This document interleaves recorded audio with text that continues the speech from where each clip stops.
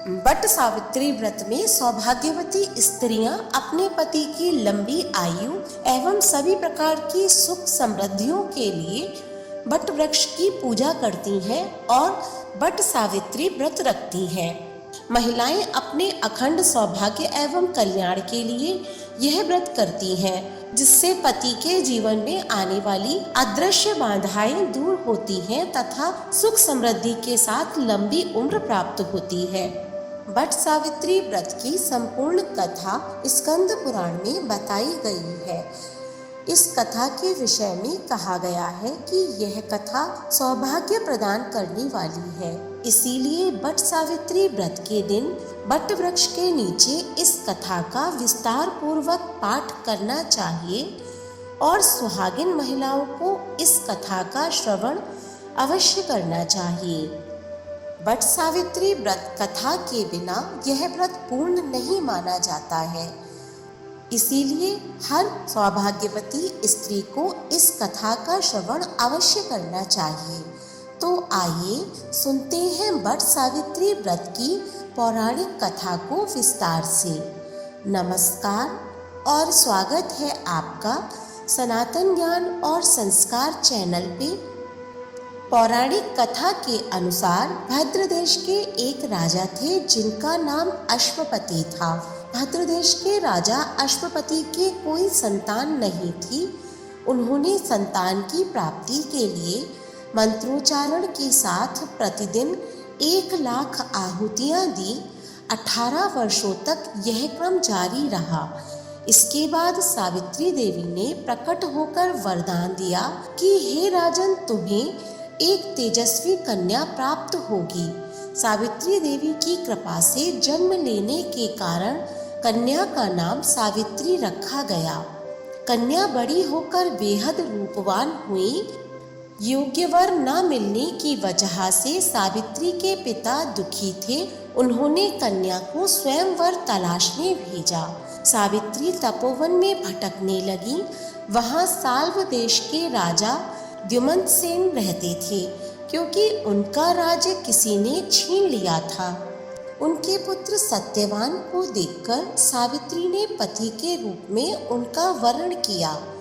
ऋषिराज नारद को जब यह बात पता चली तो वह राजा अश्वपति के पास पहुँचे और कहा कि हे राजन, आप ये क्या कर रहे हैं? सत्यवान गुणवान है, धर्मात्मा है और बलवान भी है, परंतु उनकी आयु बहुत छोटी है। वह अल्पायु है। 1 वर्ष के बाद ही उनकी मृत्यु हो जाएगी। ऋषिराज नारद की बात को सुनकर राजा अश्वपति घोर चिंता में डूब गए। सावित्री ने उनसे इस बात का कारण पूछा तो राजा ने कहा कि पुत्री, तुमने जिस राजकुमार को अपने वर के रूप में चुना है वह अल्पायु है। तुम्हें किसी और को अपना जीवन साथी बनाना चाहिए। इस पर सावित्री ने कहा कि पिताजी, आर्य कन्याएं अपने पति का एक बार ही वरण करती हैं।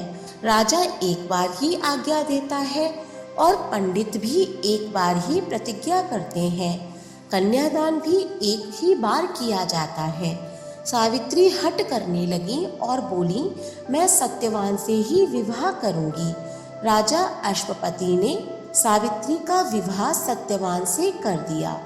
सावित्री अपने ससुराल पहुंचते ही सास ससुर की सेवा करने लगी। समय बीतता चला गया। नारद मुनि ने सावित्री को पहले ही सत्यवान की मृत्यु के दिन के बारे में बता दिया था। वह दिन जैसे जैसे करीब आने लगा, सावित्री अधीर होने लगी। उन्होंने 3 दिन पहले से ही उपवास शुरू कर दिया। नारद मुनि द्वारा कथित निश्चित तिथि पर पितरों का पूजन किया। हर दिन की तरह सत्यवान उस दिन भी लकड़ी काटने जंगल चले गए। साथ में सावित्री भी गई। जंगल में पहुंचकर सत्यवान लकड़ी काटने के लिए एक पेड़ पर चढ़ गए। तभी उनके सिर में तेज दर्द होने लगा।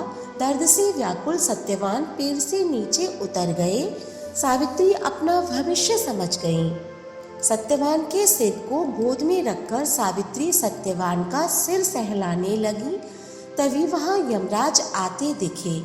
यमराज अपने साथ सत्यवान को ले जाने लगे, पर सावित्री भी उनके पीछे पीछे चल पड़ी। यमराज ने सावित्री को समझाने की बहुत कोशिश की कि यही विधि का विधान है, लेकिन सावित्री नहीं मानी। सावित्री की निष्ठा और पति परायणता को देखकर यमराज ने सावित्री से कहा कि हे देवी, तुम धन्य हो, तुम मुझसे कोई भी वरदान मांगो। सावित्री ने कहा कि मेरे सास ससुर वनवासी और अंधे हैं, उन्हें आप दिव्य ज्योति प्रदान करें। यमराज ने कहा ऐसा ही होगा, जाओ अब लौट जाओ। लेकिन सावित्री अपने पति सत्यवान के पीछे पीछे चलती रही। यमराज ने कहा देवी तुम वापस जाओ। सावित्री ने कहा भगवान, मुझे अपने पतिदेव के पीछे पीछे चलने में कोई परेशानी नहीं है, पति के पीछे चलना मेरा कर्तव्य है। यह सुनकर उन्होंने फिर से उसे एक और वर मांगने के लिए कहा।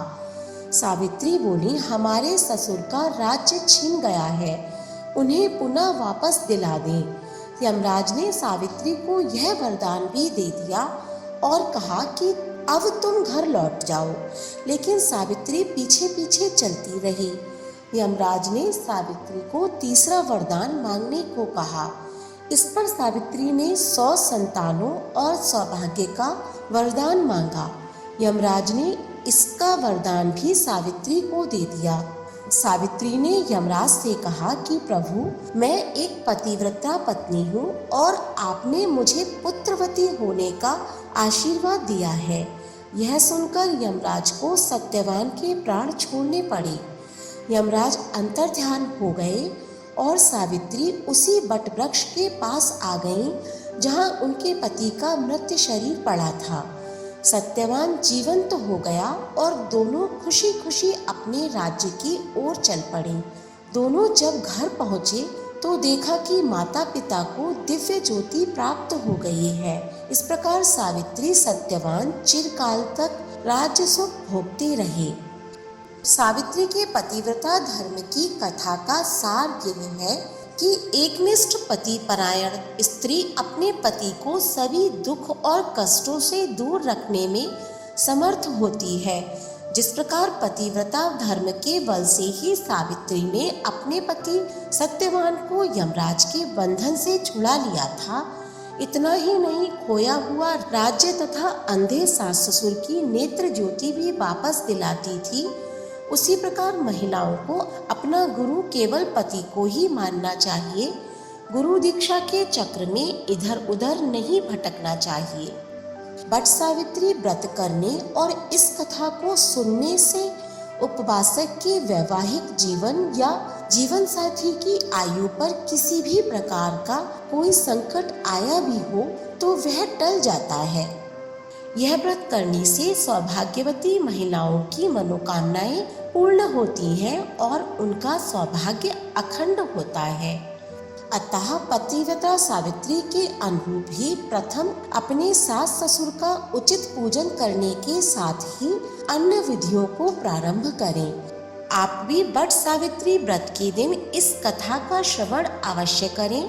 वीडियो अच्छी लगी हो तो इसे लाइक करें और अपनी राय हमें कमेंट बॉक्स में ज़रूर बताएं। ऐसी ही धार्मिक वीडियोस देखने के लिए हमारे चैनल को सब्सक्राइब करें। धन्यवाद।